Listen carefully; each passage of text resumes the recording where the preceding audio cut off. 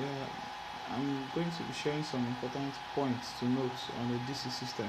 This may probably be my shortest video. One thing to note is that for DC cables, it's not usually good to run them together with AC cables. If you must run them together, they should cross one another perpendicularly. So for example, I have the DC cables coming from my solar panels here running horizontally, while I have my AC cables, the outlet from my inverter, and the AC inlet to it, running perpendicular to it. So your DC and AC cable should cross each other perpendicularly. It's to just prevent interference. It's not that if they run in parallel, they won't function, but it will prevent interference with your DC system. Remember that your AC current travels at a particular frequency, so it's also always pulsating, as against your DC current that is just stable. And the second thing to note is that be wary about your nominal voltage and the actual system voltage. This DC wattmeter is supposed to monitor what's coming from my sets of panel A. It's actually rated for 60 volts, 0 to 60 volts. You can see at the bottom here, and then it's rated for 0 to 100 amps. It's actually 0 to 50 amps continuous and good morning, and 100 amps for intermittent. So let's just say it's rated for 50 amps and 60 volts.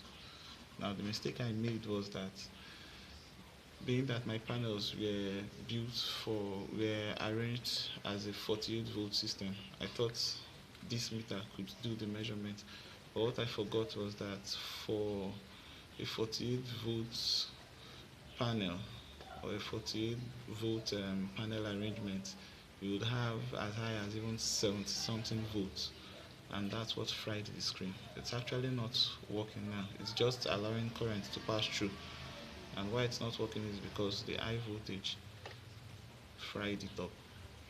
So from a 48 volt nominal panel arrangement, you should be expecting as high as 72 volts, because the maximum voltage from a 24 volt panel is about 36 volts, and so if you're having a 48 volt arrangement series, you should have like 72 volts. So you should be wary about nominal and the actual voltage. Nominal for what's coming from this panel is 48 volts, actual is about 60. If you look at the PV voltage here,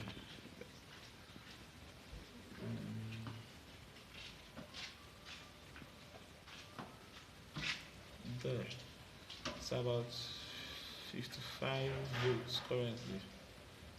55 volts. Now that 55 volts is pretty close to what the DC wattmeter can attain. And I made a mistake in my previous video saying my panels were facing southeast. It's actually facing southwest, because southeast is supposed to be favorable in the morning because the sun rises in the east. Southwest, so I'm favored more in the evening when the sun is setting. And that's why now, even for a 1000 watt system, I'm just getting 35 watts. My DC watt meter says 40 watts now. 40 watts, 39.8 watts. Now, you would say, why is the DC watt meter installed here?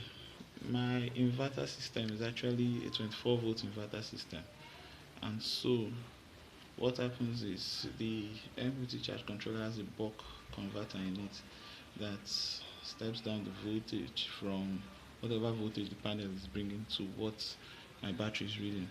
So this is a 24 volt system, and it's safe to use this because the highest voltage I would ever record here would be like 30 volts.